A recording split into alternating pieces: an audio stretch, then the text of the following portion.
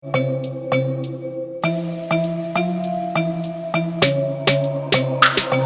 बात करें जब हम प्रोसेसर के बारे में बात करते हैं ना, हमारे दिमाग में अक्सर नाम आता है ना क्वालकॉम स्नैपड्रैगन का, या फिर नाम आता है मीडियाटेक का, कई बार एक्सिनोस का नाम भी आ जाता है। लेकिन ये सारी जो कंपनीज है वो बाहर की, इनमें से कोई भी कंपनी इंडियन नहीं है। क्वालकॉम स्नैपड्रैगन सीधी बात है अमेरिकन है, टाइवानीज कंपनी मीडियाटेक है, कोरियन कंपनी सैमसंग है।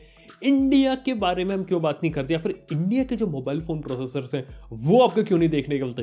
काफी अमेजिंग सवाल है ना। चलिए इस सवाल का इस वीडियो में आंसर ढूंढते हैं। और वीडियो अगर आप लोग को पसंद आए तो लाइक कर लेना, चैनल को सब्सक्राइब कर लो, सबसे बड़ी बात है। लेकिन सबसे पहले बात करते हैं एलिफेंट इन द रूम की, इंडियन फोन प्रोसेसर्स के बारे में। वेल इंडिया में ऐसी बात नहीं, प्रोसेसर से नहीं बना। वेल इससे पहले देखा तो शक्ति प्रोसेसर बना है। शक्ति प्रोसेसर के बारे में बात करें तो उसे IIT मद्रास ने रिसर्च एंड डेवलपमेंट के अंदर, यानी कि जो आपकी रिसर्च बेस्ड प्रोजेक्ट होता है, जो प्रूफ ऑफ कंसेप्ट होता है, वो उन्होंने शोकेस किया था। वहां पे उन्होंने उसका एक आर्किटेक्चर डिजाइन शोकेस किया था कि ओपन सोर्स डिजाइन है प्रोसेसर का, और इसे कोई भी कंपनी अगर अप्लाई करना चाहती है तो वो उसे अप्लाई कर सकती है। सेम केस लिनक्स जैसे ही है। लिनक्स ओएस एक बार क्रिएट हो गया था और उसी के अंदर आपको कोड के अंदर चेंज कर करके आपको काफी सारे लिनक्स के अलग अलग डिस्ट्रीब्यूशन देखने को मिलते हैं। जैसे बात करें एंड्रॉइड की, वो भी कहीं ना कहीं लिनक्स से ही निकला है। लेकिन बात अलग हो जाती है यहाँ पे बात हो जाती है कि जो शक्ति बेस्ड जो प्रोसेसर था ना, ये सबसे पहले तो 22nm की FinFET टेक्नोलॉजी पे बना था। इसके साथ अगली चीज जो हमारे सामने आती है वो ये कि जो शक्ति प्रोसेसर था ना, वो जो बनाया गया था ना, उसे बनाया गया था IoTs जो एम्बेडेड सिस्टम्स होते हैं उसके लिए, या फिर कुछ डेस्कटॉप पावर्ड कंप्यूटर्स के लिए जो कि लिनक्स पे चलते हैं। और ये रिस्क बेस्ड था काफी हद तक, जिस तरीके से आपको AR रंग पर देखने को मिलता है। लेकिन प्रॉब्लम ये थी कि यहाँ पे इन्होंने आर्किटेक्चर मेनली बनाया था, इसकी जो फैब्रिकेशन वगैरह हो रही थी ना, वो आपको इंडिया में देखने को नहीं मिल रही थी। अब बात करें फैब्रिकेशन क्या होती है, जब भी कोई प्रोसेसर बनाना होता है ना, तो उसके लिए आपको फैब्रिकेशन प्लांट चाहिए होता है, जिसे फैब भी कहा जाता है। और देखा जाए तो इस टाइप के फैब्रिकेशन प्लांट्स इंडिया में थोड़े से कम है। एक एग्जांपल देता हूँ, इसरो के पास है, DRDO के पास है। इसरो का अराउंड 180 nm से लेकर 200 nm की जो चिप्स होती है, जो रॉकेट में लगती है, जो इसरो अभी स्पेस में छोड़ता है, उसके अंदर यूज की जाती है। जी हाँ, अब देखा जाए तो 200 nm इस टाइप की फैब्रिकेशन प्लांट इंडिया में एग्जिस्ट करते हैं।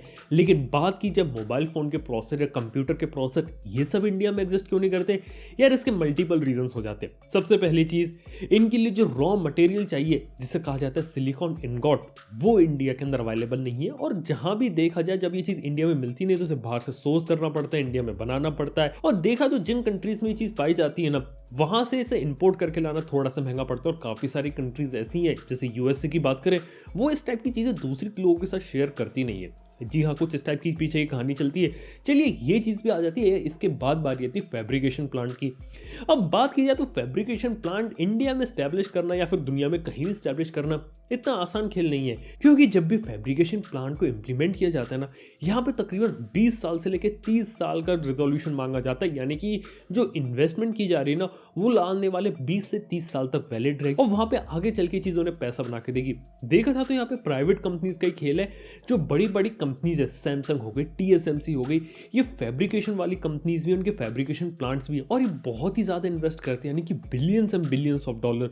और देखा जाए तो अभी तो हमें 5nm की चिप्स देखने को मिल रही है मार्केट में। अगर बात करें लेटेस्ट स्नैपड्रैगन 888 की, 5nm पे बेस्ड है। लेकिन ये जो कंपनीज है, इन्होंने 3nm की टेक्नोलॉजी पर भी काम करना शुरू कर दिया है। जी हाँ, यानी कि 3nm वाले जो प्रोसेसर जो आपको फ्यूचर में देखने को मिलेंगे, इसकी फैब्रिकेशन पे वो ऑलरेडी काम कर रहे हैं। और आने वाले समय में जो 2025-2030 में जो प्रोसेसर्स होंगे ना, उनकी R&D आज से ही कर रहे हैं। और 2025 के अंदर, यानी कि 5 साल बाद, जिस टाइप के प्रोसेसर का फैब्रिकेशन होगा ना, उस पर अभी से काम किया जा रहा है। देखा जाए तो बहुत ही ज्यादा लंबा खेल होता है, बहुत ही ज्यादा पैसा लगता है।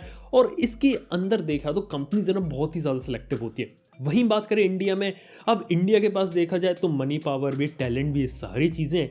लेकिन जो चीज उसे रोकती है ना, वो ये कि काफी सारी जो प्राइवेट कंपनीज है ना, उनका अभी इंटरेस्ट इस फील्ड में इंडिया के अंदर नहीं है। क्योंकि देखा जाए इंडिया में अभी के समय जो गवर्नमेंट की जो ऑर्गेनाइजेशन है ना, 180 nm 200 nm के प्रोसेसर वो अपने खुद के पर्सनल यूज के लिए बनाती है, कंज्यूमर्स के लिए नहीं। अगर कंज्यूमर्स के लिए प्रोसेसर अगर इंडिया में बनने ना, तो वहां पे किसी ना किसी कंपनी को आना पड़ेगा और इस चीज का कमर्शियलाइजेशन होना पड़ेगा, तभी ये चीज आपको देखने को मिलेगी। ये काफ़ी बड़ा सवाल है।